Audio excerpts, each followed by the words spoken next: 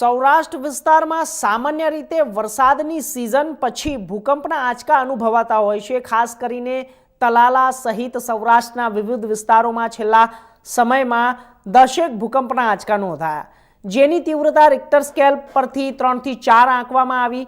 આ તીવ્રતાના ભૂકંપો અગાઉ પણ આવતા વિસ્તારોમાં આવી ચૂક્યા છે।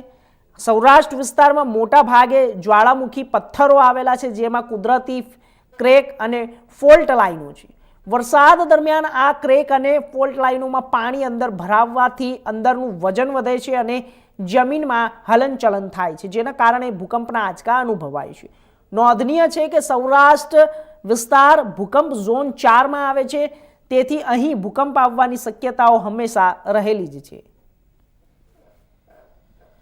કચ્છ યુનિવર્સિટી ખાતે જીઓસાયન્સ વિભાગની અંદર ફરજ બજાવું છું, અધ્યાપક। સૌરાષ્ટ્રની અંદર જે ભૂકંપ આવે છે એમાં જે મેક્સિમમ જે ભૂકંપ નોંધાય છે એ વરસાદની સિઝન પછીની શિયાળામાં નોંધાય છે।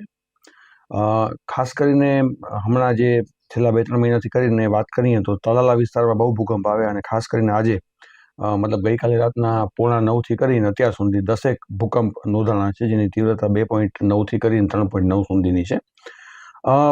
એ વિસ્તારની અંદર ભૂકંપ એવું નથી કે ઘણા વર્ષો પછી હમણાં જ નોંધાણા છે, પહેલાં પણ 3 થી 4 મેગ્નિટ્યુડના ભૂકંપ ઘણા બધા આવી ગયા છે।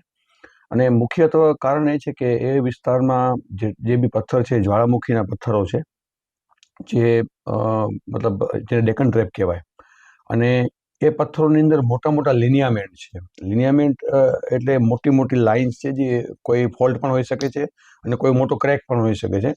અને વરસાદની સિઝનની અંદર જે વરસાદ થાય ત્યારે એક પથ્થરોમાંથી પાણી ઉતરે એ ક્રેકની અંદર, અને નીચેનું જે પથ્થર છે જેને ભૂકર પથ્થર સેડિમેન્ટરી રોક કહેવાય, એમાં પાણી સેચ્યુરેટ થાય, એટલે એ પાણીથી ભરાય।